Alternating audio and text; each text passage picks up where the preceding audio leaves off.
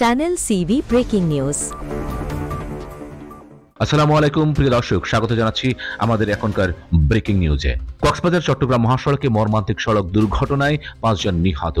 চট্টগ্রামের দিকে যাচ্ছিল একটি যাত্রীবাহী বাস আর কক্সবাজার দিক থেকে আসছিল একটি মাইক্রোবাস। চকরিয়ার এই মহাসড়কে ঘটে গেল ভয়াবহ মুখোমুখি সংঘর্ষ। এই ভয়াবহ দুর্ঘটনায় মোট 5 জনের প্রাণহানি ঘটেছে। এদের মধ্যে রয়েছে 4 জন নারী এবং একটি শিশু।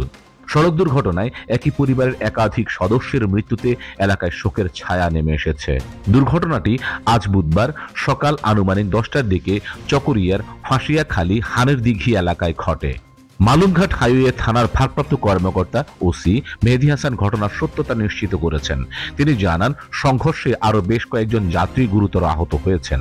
খবর পেয়ে পুলিশ, সেনাবাহিনী এবং স্থানীয় জনতা দ্রুত ঘটনাস্থলে পৌঁছান। আহতদের উদ্ধার করে দ্রুত বিভিন্ন হাসপাতালে পাঠানো হয়েছে।